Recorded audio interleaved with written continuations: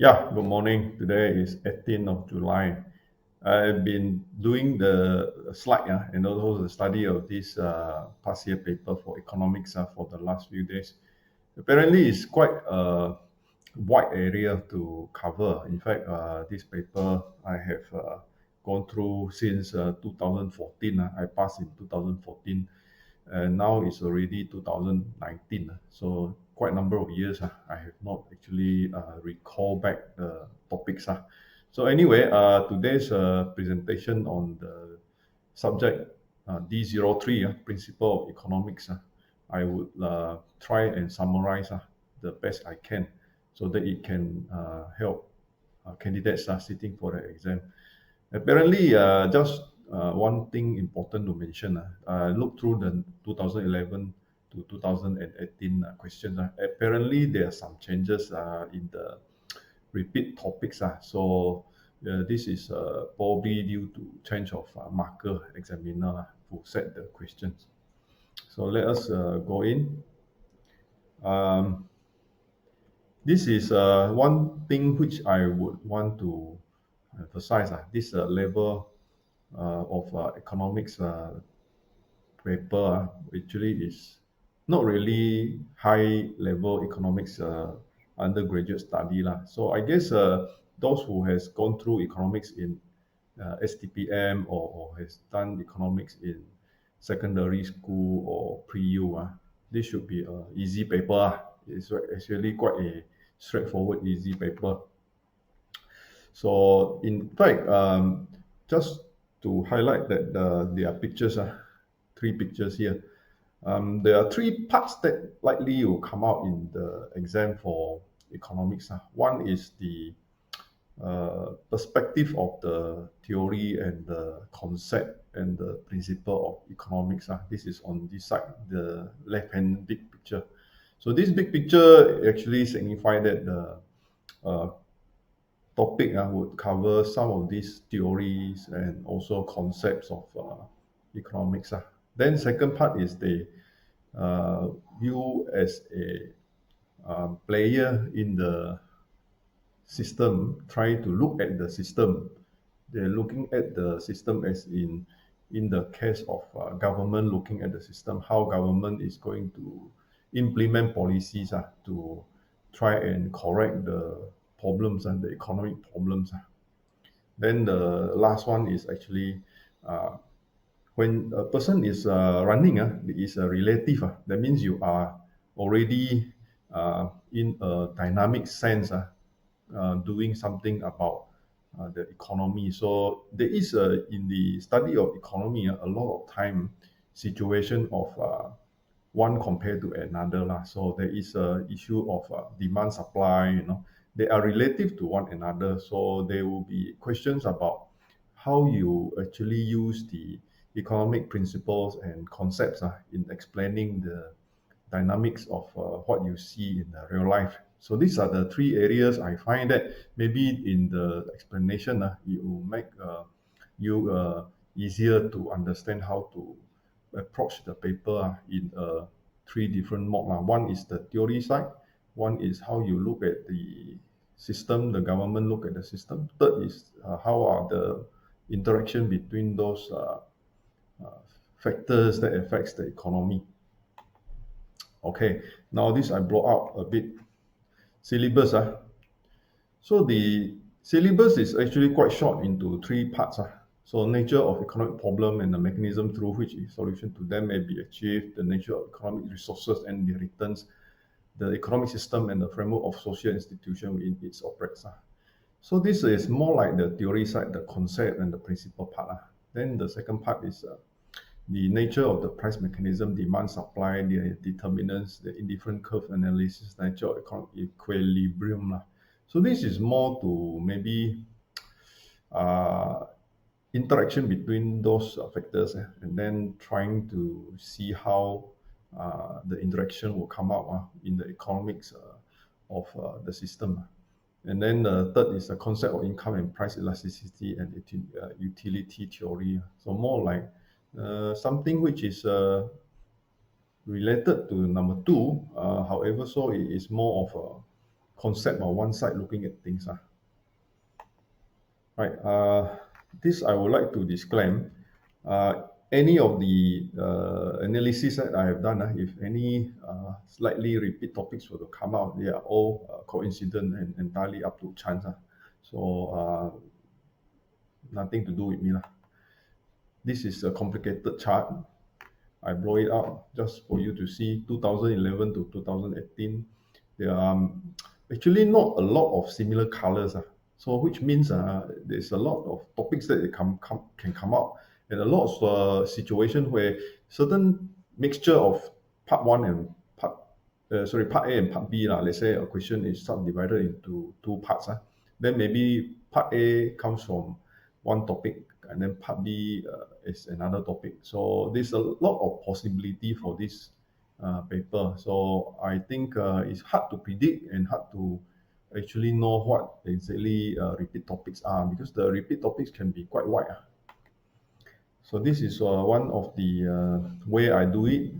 In fact, this is not likely the only 6, so it can be more than that. But anyway, the common repeat topics come out as in, first, as I said, more of the system, economic concept, system, and the types of economic system that is in the bigger picture, macro picture. Then second is the interaction with other countries, international trade, balance of payment, one country to another country or to the world. So it's a bit like now what is happening in China and US. So there is a trade war. So similar to China and US scenario, then it can be Malaysia and the region. So this is a competition between countries in getting the economic prosperity. So their countries are growing, so export, import, and all the balance of payment. So the country that export a lot means they have more revenue coming in, and then the country that buys a lot means they're spending a lot of money. So just like you are thinking of yourself spending a lot of money but not earning money, then eventually it will be a lot of utang. So this is similar in the case of how to look at it in the level of international trade. So third is the market structure. There used to be question about monopoly trade barrier, the barrier of only one company can do this, like for example, generation of electricity and water. So these are basically monopolized by only the big scale or corporation. So in the case, it's also state-owned. So what are the systems that actually the policies that the government with quota system or barrier to entry, so that they can protect all these heavy investment for the purpose of infrastructure. So this is one question that usually will come out. Now lately, the structure question like monopoly, oligopoly, monopolistic competition, this type of questions are less common. But in the concept, it asks about perfect competition. What is perfect competition? What is quota? What is policy that protects the players, the business entrepreneurs, so that they can grow and have a long-term plan for the country to benefit. Number 4 is about the common things that you see, the economic problem that you see: inflation, deflation, unemployment, different types of policy that the government try to implement to improve status of the economy in the country. So the central bank having the interest rate adjustment so that it can affect the borrowing, and therefore the cost of borrowing become less. More people can buy houses. So that is what is happening now. The bank tried to lower the overnight rate. So therefore, overnight policy rate, therefore they can get more purchaser for the developers sales. So the HOC, the home ownership campaign. Then last two, number 5 and number 6, is about issues of demand supply curve, economic curve. This is more like economics in the case of drawing curve. So if you study economics in the Form 4, Form 5, and also in pre-U, A level or STPM, Then you study all these curves, equilibrium point, the interaction between the cost curve and the revenue of the corporation, and then the long run and the short run, and then how the cost is going to be affected by long run and short run. These are questions that would usually come up in the earlier days, but lately seems to be less of this type of questions. That means less of the conventional microeconomy picture, and then more of the macro. That means the nation and the firm interacting with the nation, rather than the household type of economics study. So let us go further.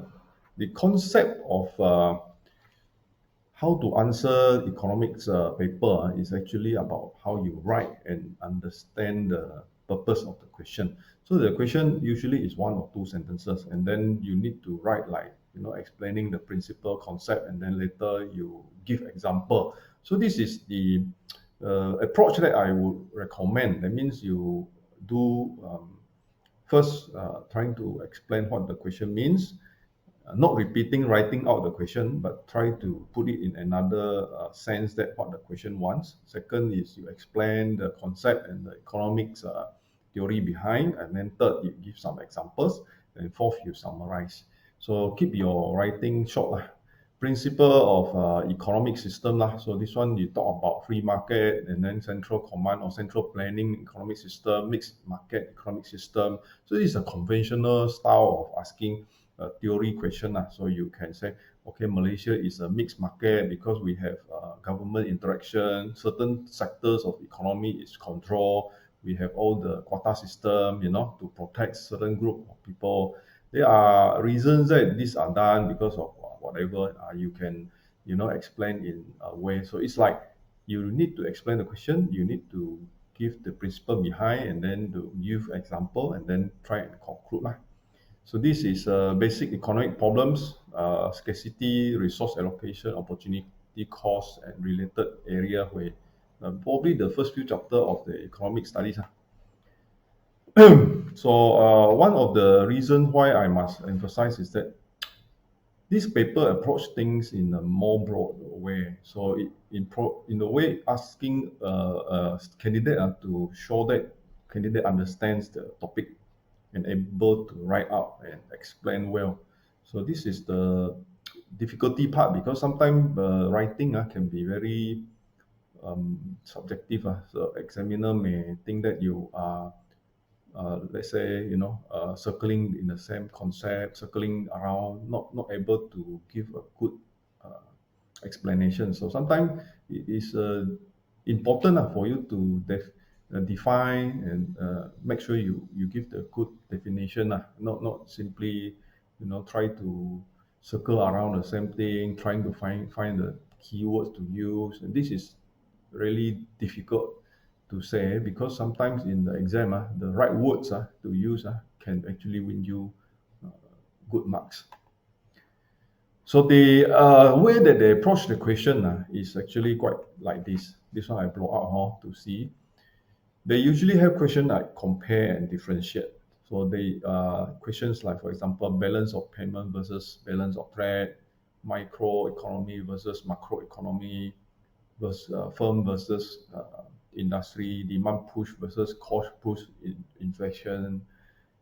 All these are repeat topics among the question asked, and these are quite recent ones. As you can see, 2018 last year question, different between the current deposit and saving deposit in the bank, explicit cost and then implicit cost, GDP versus GNP. This is a favorite question, GDP versus GNP, always asked in the previous exam.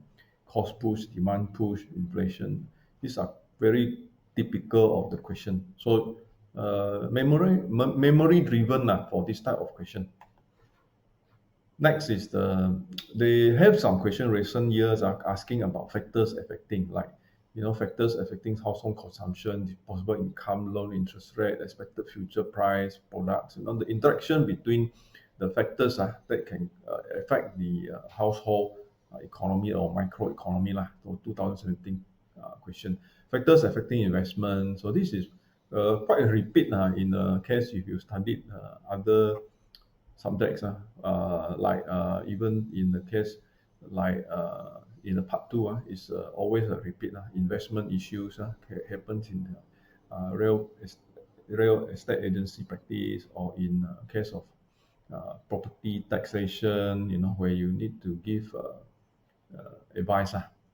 Then the other part is that their question also talking about explaining certain thing, explain certain concept, explain certain theory, economic theory. So explain basic economic problem, mixed economy, and then explain types of money, function of money. These are all by heart lah. You memorize, you write according to the term used in the concept and the textbook. I would say that this is I just want to explain and differentiate of this type of questions is how much you want to distinctively show one over the other. So the differentiate is not just write a list of things about A and then another list of things about B. So this is need to tell the difference, because the name is differentiate. So you need to tell the difference rather than just write up the list out the things. So you have to maybe give list first, and then after that you mention about where are the differences and how are they different. So this is a bit longer than just explain or just list out. So in a way, you need to see the distinctive differences between those things that have been asked to compare. So this is compare and differentiate. So a lot of it is about terms. So you go to remember all these terms, free versus central planning economy, microeconomy, economics versus macroeconomics, cost push versus demand pull, inflation, GDP versus GNP, fiscal policy versus monetary policy, government operating budget versus developmental budget, commercial bank versus central bank, elastic versus inelastic demand, and then inflation versus deflation. So these are the common topics that has been asked in the previous examination. So that one was in fact the comparison, but it can be in a way also asked on market structure. That means compare and differentiate between monopoly and oligopoly, or compare and differentiate between perfect competition and monopoly. But then I guess because this is market structure as a topic always come out in the earlier years, always one question come out on this. So I would find that this question is one that you can score because the framework of this question is quite standard. Usually you talk about all the barrier all the protectionism, because monopoly is protected So these are the structure, the market structure that usually ask and can score.